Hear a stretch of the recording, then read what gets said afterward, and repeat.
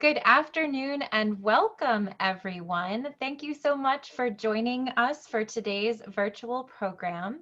My name is Ann Mason. I am the Executive Director of the Plymouth Antiquarian Society here in Plymouth, Massachusetts. And we present this series of First Saturday History Tours in partnership with Pilgrim Hall Museum. Now, I'm so happy that you're able to join us today. We are examining for the year 2021 a series of firsts in Plymouth history. So Plymouth was settled, of course, in 1620, and the first full year of English settlement here was 1621. So we're looking back on 400 years of firsts that have happened. And you can see from this slide that we have a number of wonderful programs coming up on the first Saturday of every month.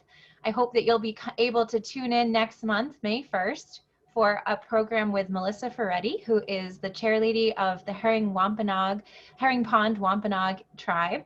And she'll be talking about First Peoples of Plymouth and remembering some sites of Indigenous history.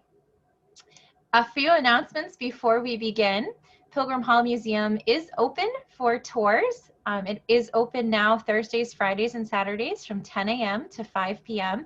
You can learn more about how to reserve your tickets on pilgrimhall.org and all of the details there about visiting this wonderful institution with so many wonderful 17th century artifacts and right now a special exhibit on women in Plymouth history. And if you're interested in more virtual programs, I hope you can join the Antiquarian Society for our next installment of our lunchtime conversations. These are midweek, midday explorations of local history, very informal, just a wonderful chance to see a little behind the scenes work that's going on in local collections. And I'm delighted that on April 14th at 12:30 p.m., Julie Burry, who is the History Room Archivist at the Plymouth Public Library, will be joining me to talk about local history resources at the library and how you can access those and use them to learn more about Plymouth, and also a lot of genealogical resources that are there as well.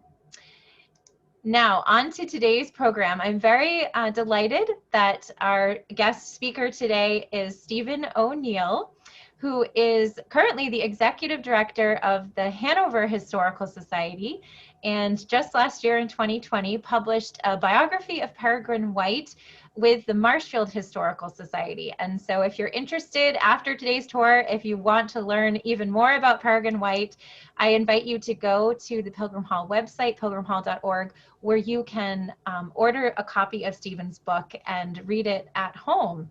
So we're just so delighted. Stephen, thank you so much for giving your time today to share this wonderful topic with us, this interesting, fascinating life of Peregrine White, of course, who was born on the Mayflower, and then just his life paralleled sort of the growth and history of Plymouth Colony for many years.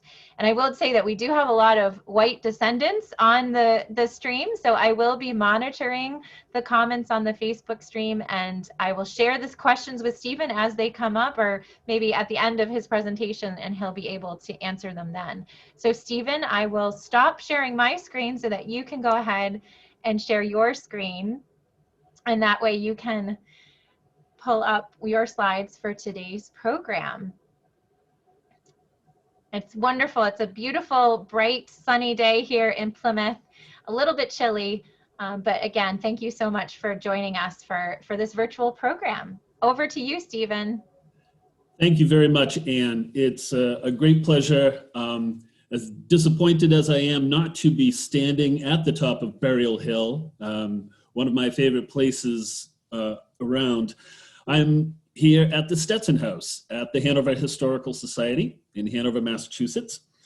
And today, what I've done is altered my talk on the life of Peregrine White a little bit to incorporate some of the burying grounds and graveyards and some of the customs.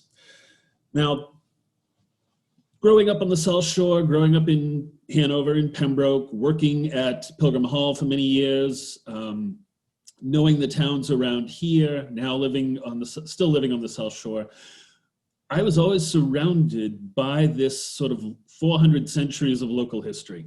And with the native history, with the stories of the immigrants, waves from the 17th through the 20th centuries, it's always a fascinating story and a narrative to tell. So last year, the Marshfield Historical Society approached me about writing a biography of Peregrine White. Now, having worked at Pilgrim Hall, I was aware of some of the objects associated with him, some of his story, but writing a biography of a 17th century Plymouth colonist presented a unique and challenging opportunity.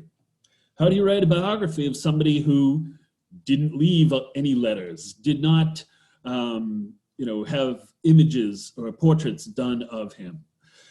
So what I did is looked at all different sources, looked at different ways of exploring Peregrine's life.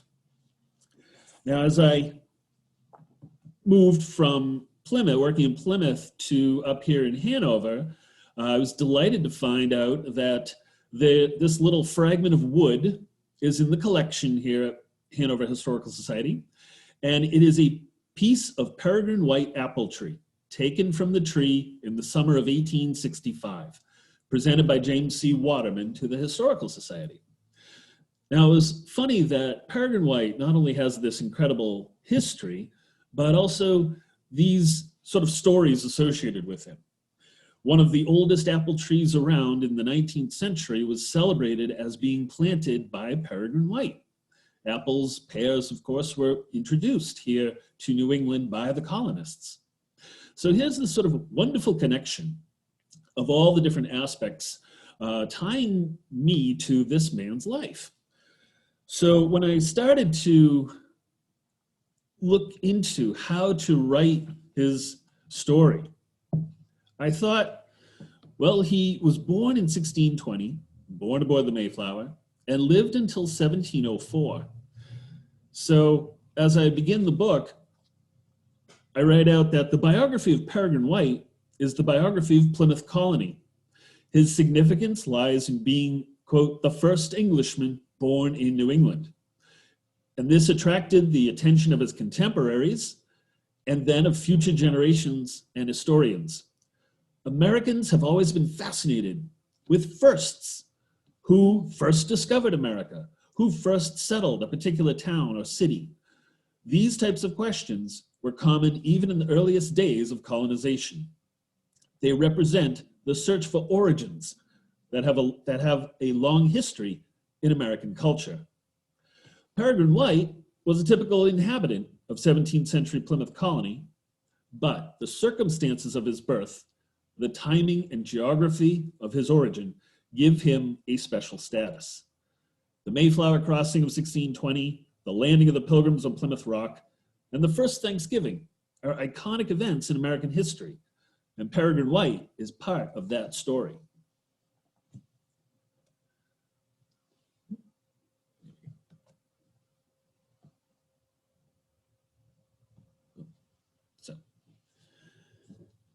Now, to begin with, as we would under normal circumstances, at the very top of Burial Hill, which you can see in this wonderful photograph from the collections of Pilgrim Hall Museum, we are looking at the fourth meeting house to the left there. This is the one that burned in the early 1890s.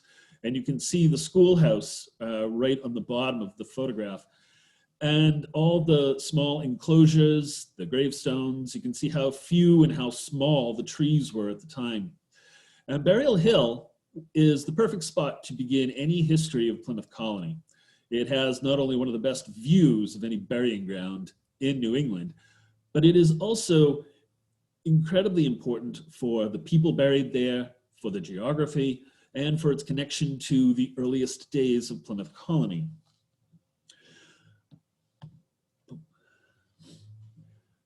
Now, working at Pilgrim Hall Museum, there are two particular objects that I looked closely at in preparing this biography.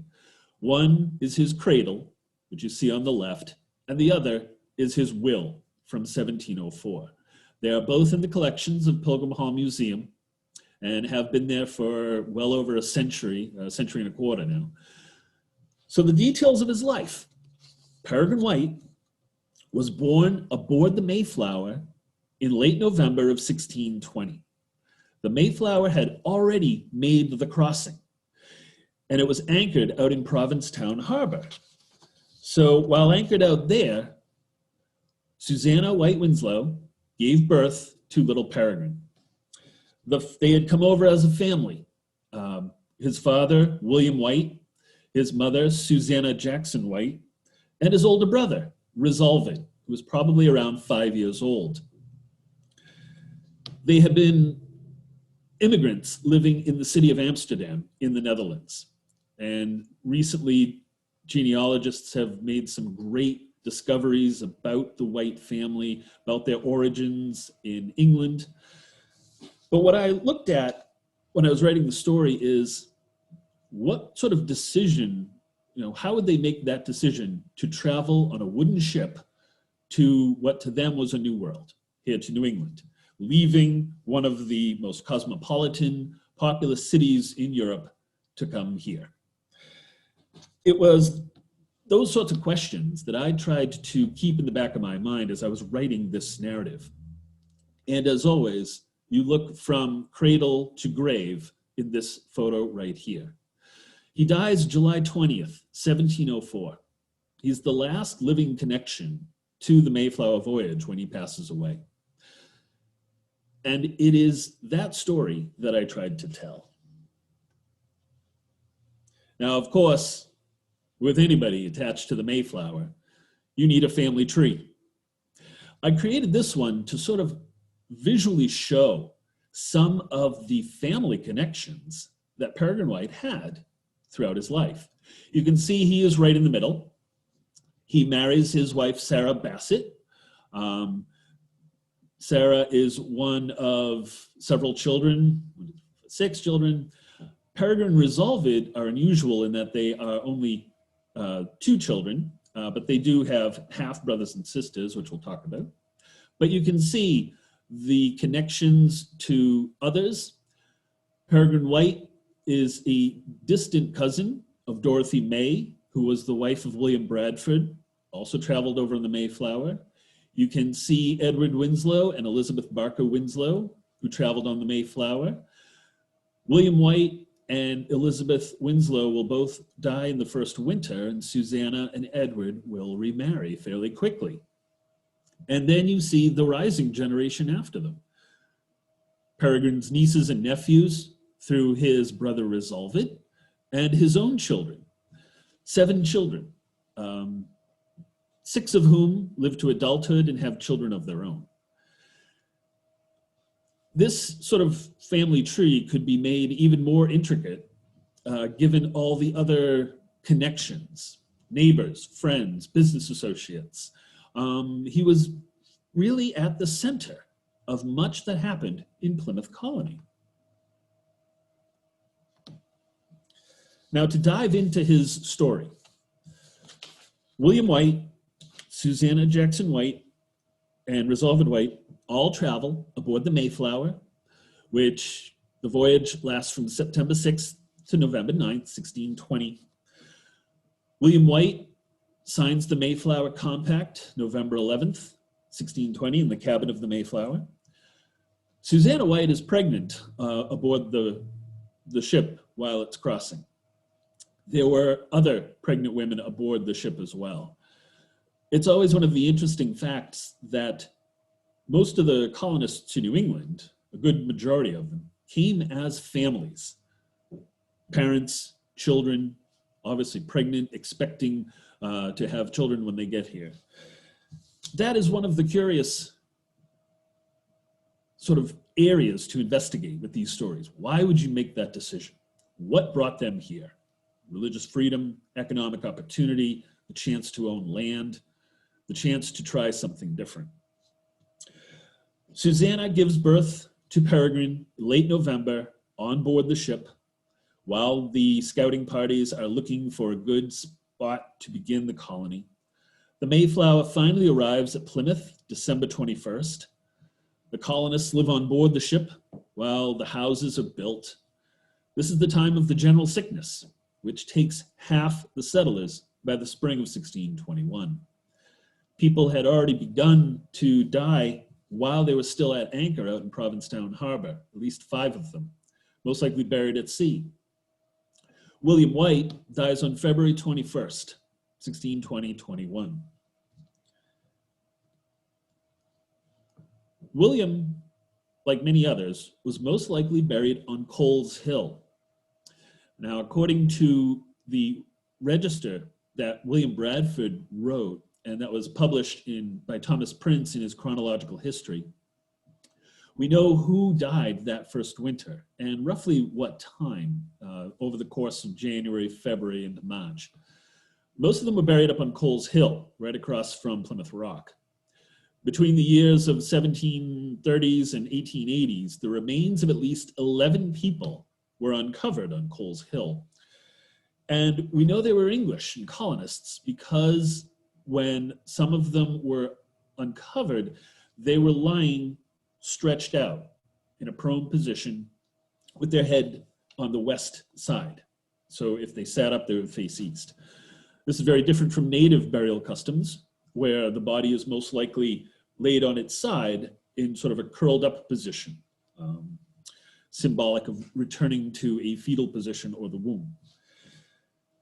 So his father is buried up here. And being an infant, Peregrine White probably has no memory of his biological father.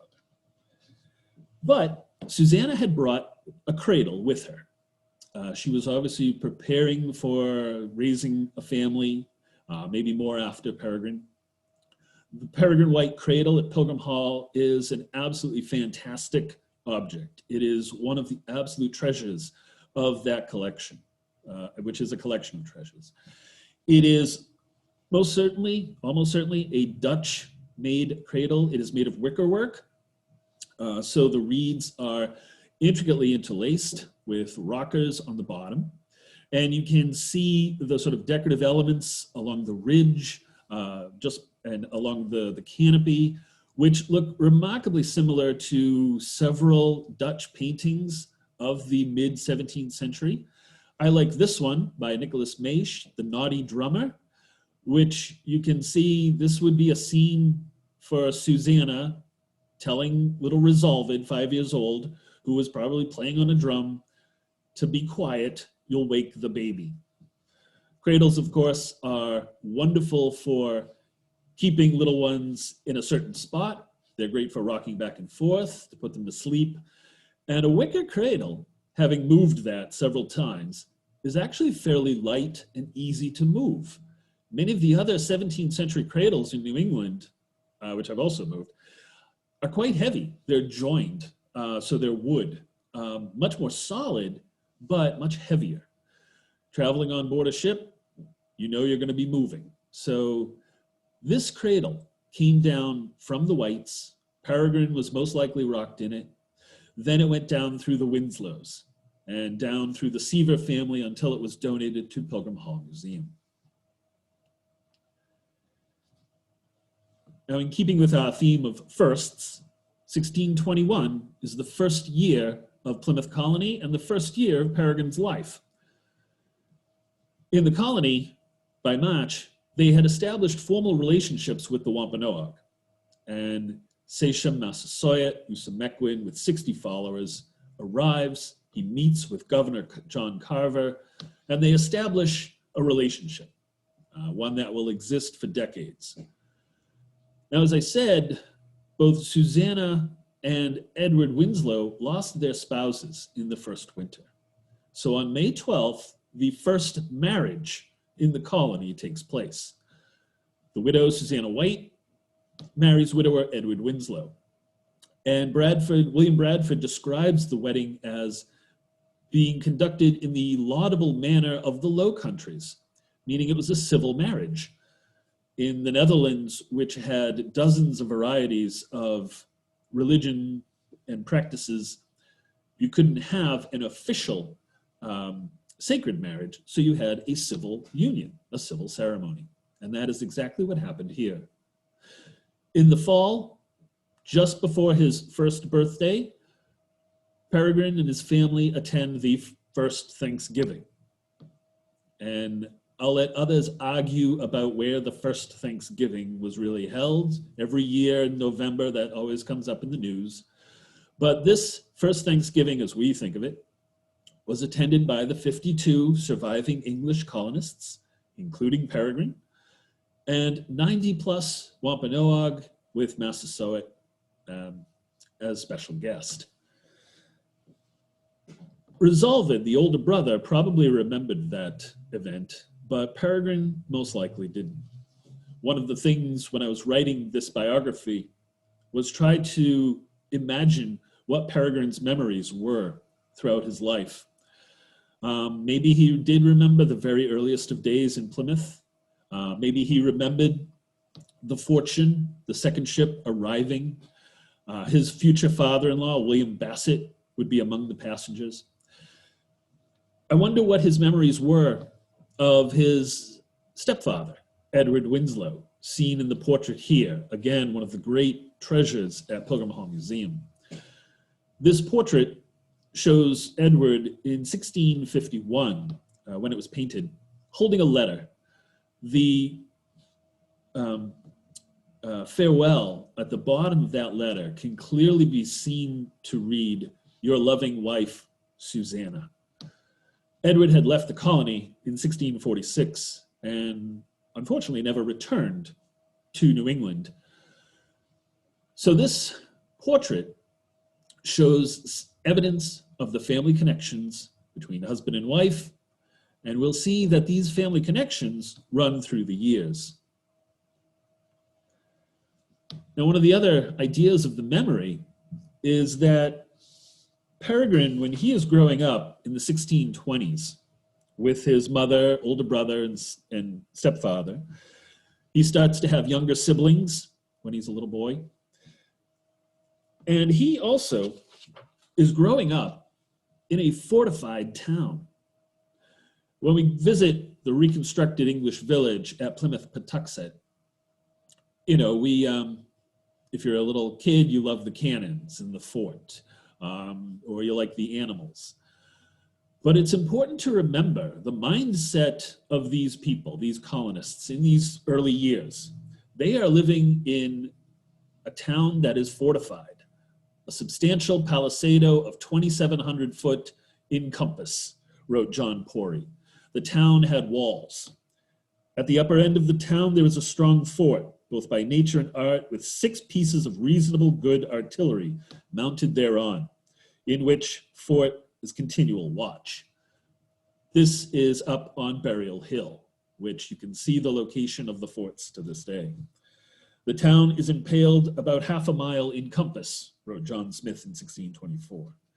And Isaac de Razes in 1628 wrote, "In the center on the cross street stands the governor's house, Bradford, before which is a square stockade upon which 4 patereros are mounted, so as to enfilade the street." Enfilade. Patereros are like swivel guns. They're sort of small cannons. This is an armed, walled, fortified town. And the great description by Isaac Razes that the whole sort of community gathers, they assemble by beat of drum, and then following Governor Bradford, Elder Brewster, Captain Standish, they process up to the fort for Sunday services. It's a militarized mindset that we often forget about in these early days. Now, William Bradford wrote rather depressingly, how depressed he was, about everybody spreading out, because the real wealth of New England lay in land, ownership of land. In the 1630s, with the start of the Great Migration, thousands of English Puritans and others migrating to New England, establishing Connecticut, New Haven, Rhode Island, Mass Bay, New Hampshire. The Plymouth colonists needed land for cattle, for raising crops, for goods. And in the 1630s, everybody started to spread out towards Duxbury, up into Scituate, Marshfield, down towards the Cape, and over in Taunton as well. Interior towns started to occur throughout New England, such as Springfield, Concord. For Peregrine White, he moves up to Marshfield, along with the rest of the family. The Greens Harbor, as it was originally called, becomes the town of Marshfield, 1641, easily journeyed to by water or by land. It provides large areas for farming, a lot of marsh grass for grazing, and it's a great situation. So Peregrine White inherits some property. He is given property by his future father-in-law, and in 1648 marries Sarah Bassett. But there's a catch, and in something that's rather surprising to a lot of people, Peregrine White and Sarah Bassett are recorded as having appeared in court to be fined for fornication before marriage. Their little son, Daniel, is born within a couple months of their marriage. 1648 should have been a great year for Peregrine White, gets married, but he is brought into court. They pay the fine so that they do not have to be whipped. Peregrine also has trouble later in the year when he's brought back into court for fighting with one of his neighbors. Unfortunately, the court records do not mention what the cause of the brawl was. I wish they did. But it doesn't hurt. Neither of these offenses hurts the reputation of Peregrine White. In 1651, he is admitted to freeman status, which means he can hold public office. He is 31 years old. He is now married. He is a family man. He is a landowner.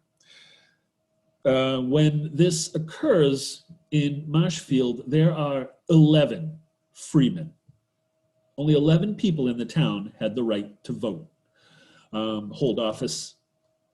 So a little different from what we think of now when we think of our open town meetings in the towns around here. Peregrine White is also a military soldier at the time. He is involved in the militia. In 1637, when he is 16 years old, probably pressured by his stepfather, Edward Winslow, he volunteers for service in the militia company during the Pequot War. Plymouth forces never see action. They don't leave in time, but he is made an officer. He's the ensign or the ancient bearer. He's the flag carrier, basically, the standard bearer. And this begins a long military career in the local militia. Between 1649 and 1670, Peregrine and Sarah White have 7 children. One will die in infancy. By 1655, he is promoted to lieutenant of the militia company. And here you can see from a postcard published by Alfred Burbank of Plymouth, an image of what the original Peregrine White house looked like. This is a colorized postcard based on an original photograph.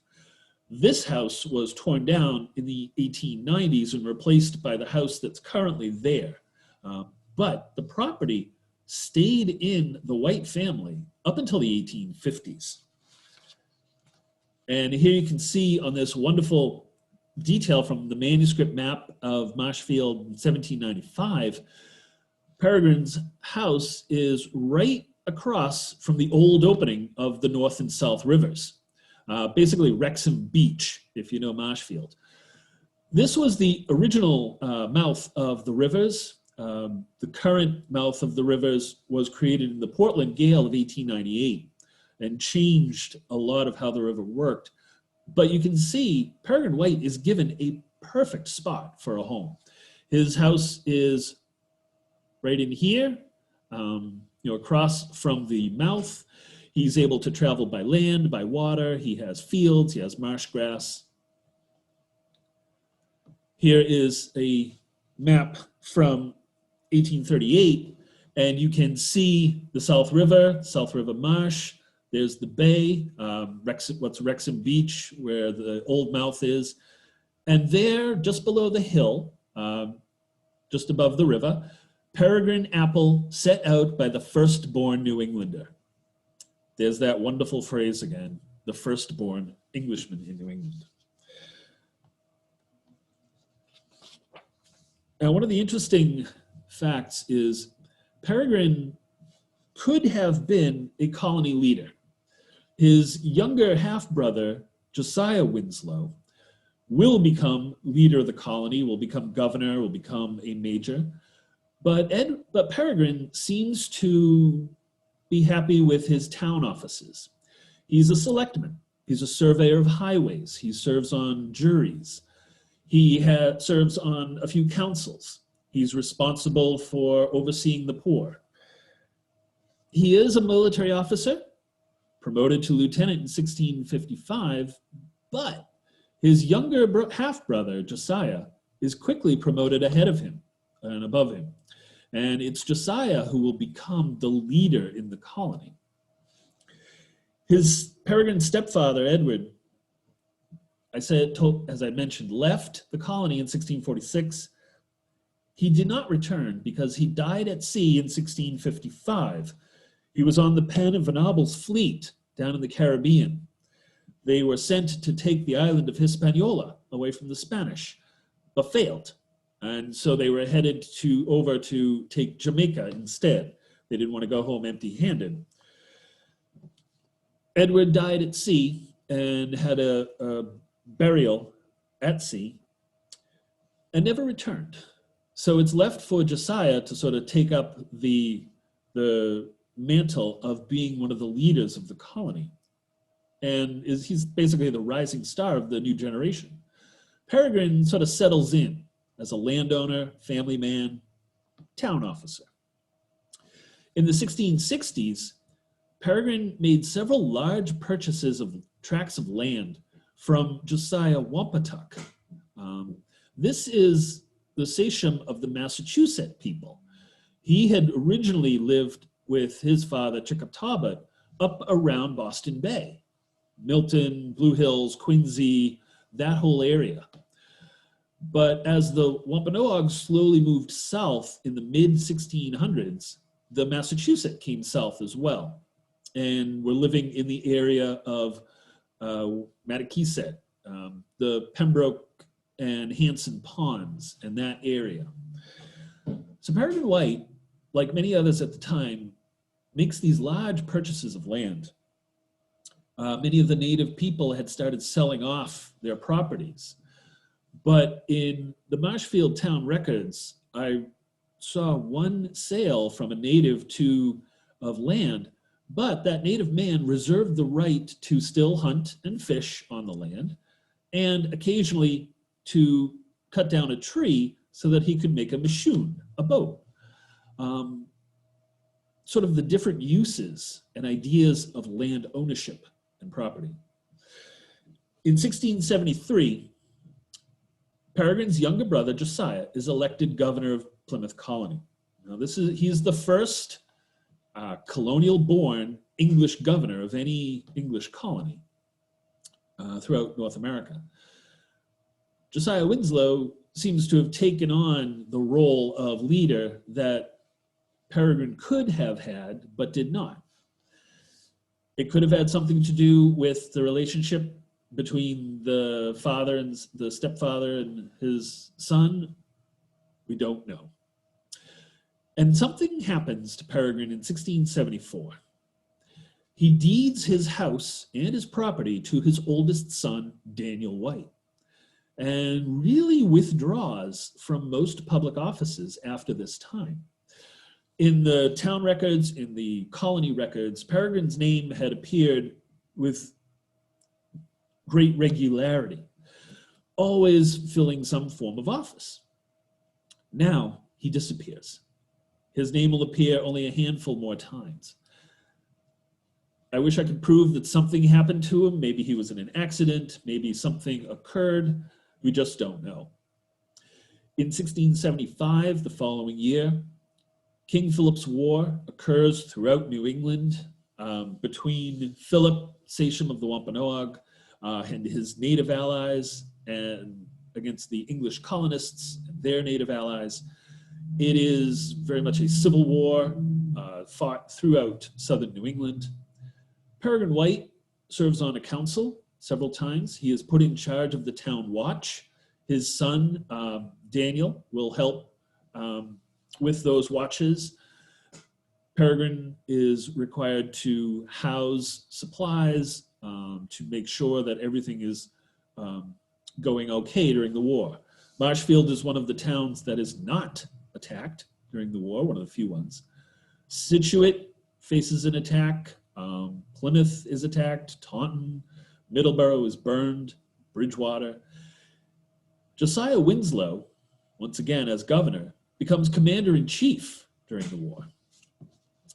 He's not the best commander-in-chief. The disastrous attack in Kingston, Rhode Island on the Narragansett is a stunningly brutal attack.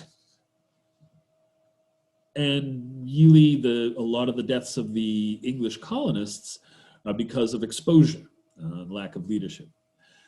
It's interesting, however, Peregrine, who is a military officer, does not serve or see any action during the war, which is all the more surprising because Josiah is the commander-in-chief, his half-brother. Peregrine's older brother, Resolved, who at this time is living up in Salem, actually does serve in King Philip's War, and Resolved is 60 years old at this time, but still serves in a military company from Ipswich. So that is one of the other reasons I think something happened to Peregrine at about this time. One of the things that may have happened is we don't know when his mother, Susanna White, passed away. All we can say for certain is sometime between 1658 and 1680, Susanna White, who, this remarkable woman who was a girl in England, grew up in England, lived as an immigrant in Amsterdam, made the Mayflower crossing, saw one husband die, remarried another one who became a governor, had at least four children who lived to adulthood, became a widow once again with the death of her second husband, had gone through all this, saw her and may have seen one of her sons become governor, and yet nobody recorded when she died. Having wandered through graveyards and burying grounds for years, I can tell you that's one of the most frustrating things is not to know where the people are buried or when they were buried. And we can see in the photos here, Peregrine White's signature, which is on a deed from 1679 in the collections of Pilgrim Hall in the archives. It's a deed of land to his younger sons, Jonathan and Peregrine II. And you can see he has one of those wonderful 17th century sort of flowing, flowery signatures. And the photo on the bottom shows it's half of a stereo view of the original Peregrine White house. You can see it is a typical colonial center chimney, probably hall and parlor structure that was added on to over the years with lean-tos, with outbuildings. This, and you can see, some of the hill up behind it.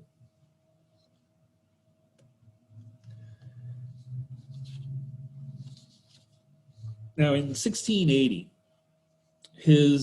Peregrine White's half-brother Josiah dies in office while he's governor at the age of 52. This is fairly young for many of the Plymouth colonists.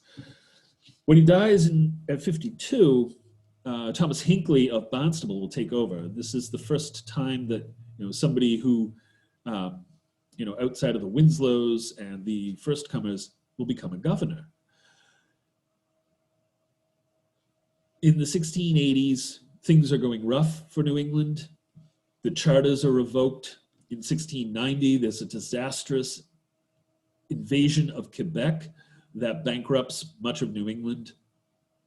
And in 1692, a new charter is issued for the province of Massachusetts Bay. Plymouth Colony, which had existed since 1620, ceases to exist. It is annexed into Massachusetts. And then Peregrine in the 1690s is fairly quiet. As I said, he's not really taking on any town roles, and then does something surprising. In 1698, Peregrine White officially joins the Church of Marshfield as a member. He's 78 years old. This is a curious sort of glimpse into some of the personal relationships of 17th century Plymouth colony. Why, at age 78, did he finally join the church? We're not sure if, or at least I'm not sure if Sarah, his wife, ever joined.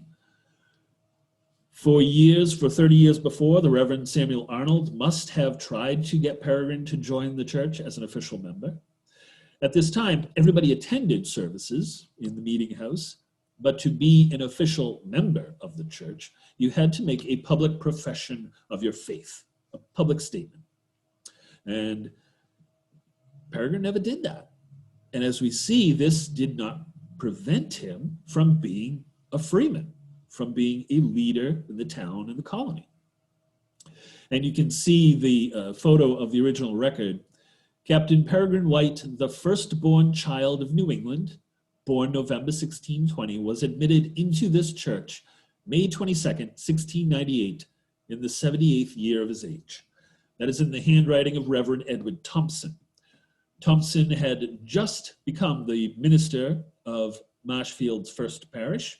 He was early 30s, seemed to be a very dynamic young man. And you can see down the bottom, the other image, the signature of his brother, Resolved White, who at this time, sometime in the 1680s, had moved back to Marshfield or Situate somewhere. Many things may have happened. It could have been Reverend Thompson personally asking Peregrine to join the church. Maybe the Reverend Thompson was a very different personality from the previous minister. Maybe Peregrine was suddenly convinced by somebody to join, maybe his wife or his children. Or maybe it was something like his own sense of mortality. In 1690s, the last of the Mayflower passengers were passing away. These people had all come over as very small children. Resolved White, Peregrine's older brother, passed away sometime around 1690. We do not know when. Captain Thomas Moore, who had moved up to Salem, he was about 5 as well when he came over, died sometime in the 1690s. John Cook moved down towards Dartmouth, died in 1695. And the very last passenger, last person who made the crossing, the actual voyage, Mary Allerton, who married Thomas Cushman, died in 1699 and was buried up on Burial Hill. Of all the passengers in the first 4 ships that came to Plymouth Colony, these are the only 3 original gravestones for any of those people. On the left, the far left, is the gravestone for Richard Moore, Captain Moore. It says, here lieth buried the body of Captain Richard Moore, aged 84 years. And somebody around 1900 carved in, died 1692, which is probably a wrong date, Mayflower Pilgrim. There are older images of that stone without any of that lower carving on it. The gravestone in the middle, up on Burial Hill, is for Thomas Cushman. He came over on the Fortune, married Mary Allerton. So Mary and Thomas were buried together. He died in 1691. And we know from the church records of Plymouth that that gravestone was erected in 1715, almost 25 years after his death. Mary never got one for herself. And down on the lower right, here lieth the body of Mr. Thomas Clark, aged 98 years, departed this life, March something, 1697. Thomas Clark had come over on the Anne and Little James in 1623. And this one is also up on Burial Hill. If we were up there right now, I would be pointing to them. So Peregrine White dies in 1704. It's July 20th. He is 83 years old. The image the top photo there is a detail of his signature from his will, made about a month before he died. And you can see he doesn't have that big flowing signature anymore. It's just his initials, PW, in sort of a shaky hand. Chances are he was not doing well at the time. And you can see right below the mark of Peregrine White.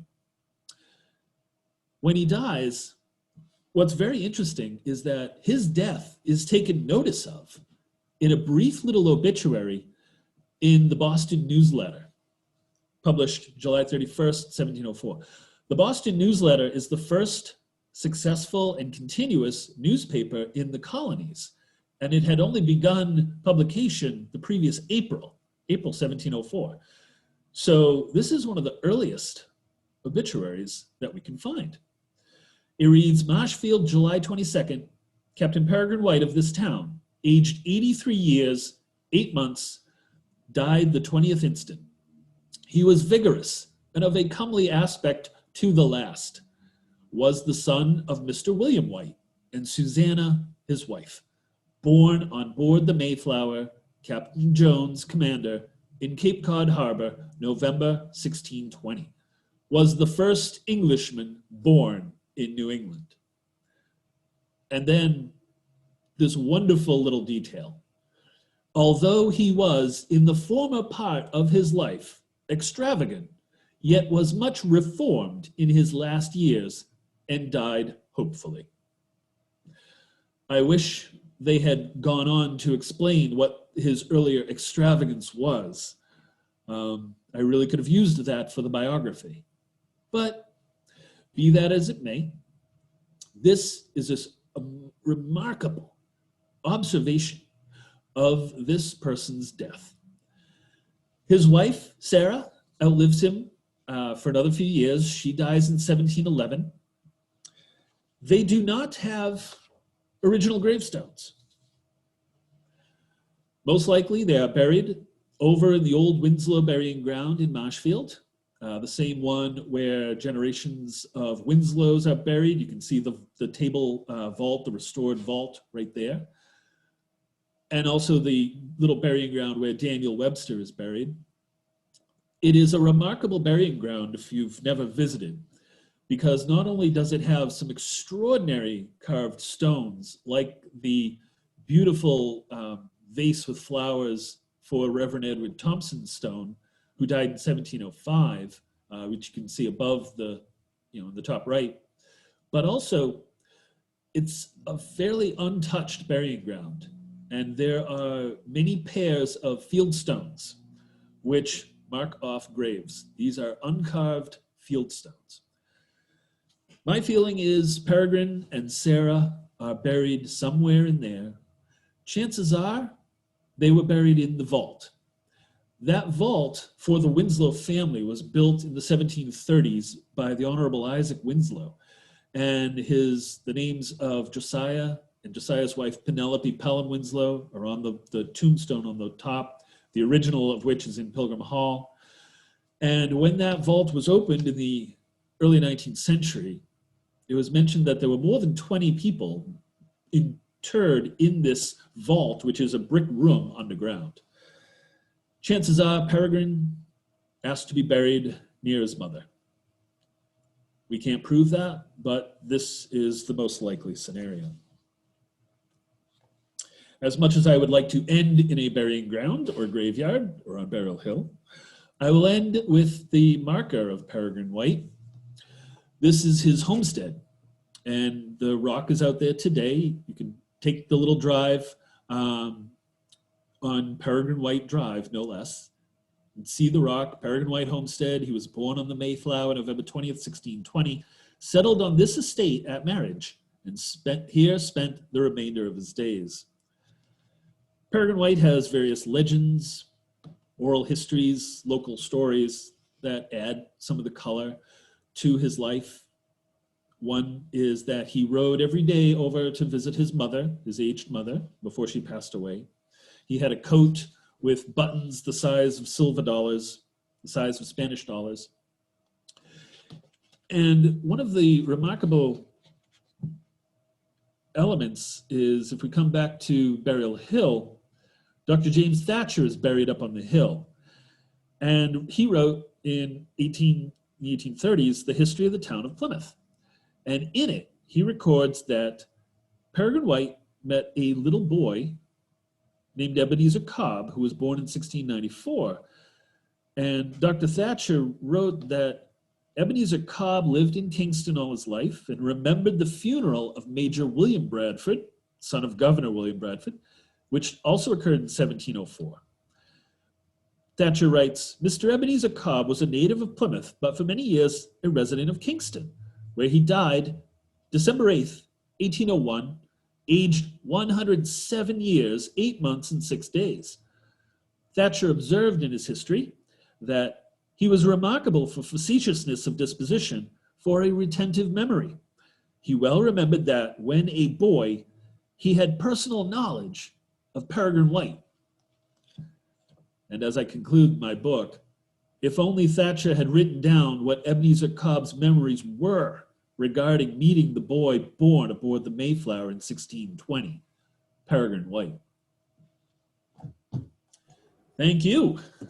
Well, thank you so much, Stephen. That was a wonderful presentation. And again, we'll have to do this tour sometime when we can be back in person and on Burial Hill. Stephen has been a wonderful tour guide for our, usually what we're doing on first Saturdays are our tours of Burial Hill in downtown Plymouth. And Stephen did a wonderful tour of Pilgrim graves on Burial Hill, which actually was live streamed to Facebook last year and is available to be watched either on Facebook. And I also wanted to mention, I know this came up several times in the comments, about how you can watch this presentation off of Facebook, or will it be available later? And we are recording it, and it will be posted probably on Monday, maybe not today, but probably by Monday. I will add it to the Plymouth Antiquarian Society's website, which is plymouthantiquarian.org. And to get directly to our first Saturday videos, you would just add /first-Saturday-history-tours. So it's a little bit of a long link, but I will add that link into the comments as well, so you can click right on it and save it and know where to go for Stephen's tour when it's ready to be posted. I do hope you'll be able to join us next month on May 1st for our next first Saturday tour. And again, I mentioned earlier that we have a lunchtime conversation on April 14th at 12:30. You can register on our website, plymouthantiquarian.org, for the Zoom webinar, or that will also be live streamed to our Facebook page, so you can see it there. But before we close off for the day, I just wanted to also respond to some of the questions and share them with you, Stephen. I think, like I said at the beginning, we've had a lot of white descendants who've been listening, which is wonderful to have you all with us. If you have any questions about genealogy, I always recommend that you would go to the General Society of Mayflower Descendants, or there is a Pilgrim William White Society, as was mentioned in the comments. So those are two great places to go if you're looking for specific information on your lineage or your family tree. We did have a question from someone who actually lives in the 1710 Peregrine White Jr. house, which was in Concord, Massachusetts. And I don't know anything about that house. I suggested they reach out to the Concord Historical Society, which operates the Concord Museum now. But Stephen, do you know anything about Peregrine White Jr. or maybe some of the other descendants of Peregrine White and where they ended up? Not as much as I should. I have been approached by many white descendants over the past couple of months. And you know, everybody is so excited to share their stories. The family, if I remember correctly, Peregrine White was a blacksmith, originally moved to Boston, and then headed out towards Concord. I want to say, if I remember correctly, there's some court cases where I think he is overcharging for some of the iron that he's making, not making it properly.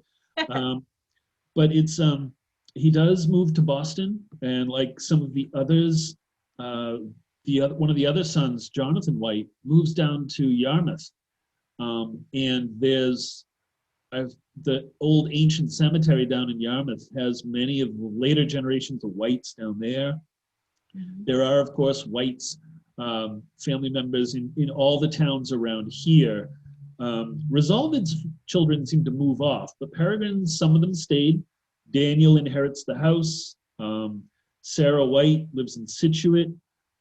The house, the property itself stays in the family until the mid-19th century, when Sybil White is the last one who lives there. Yeah, it's, we think, children sort of move away today. I mean, they were doing that in the 17th century just as the same. But fascinating stories that people have been coming up with. Yeah.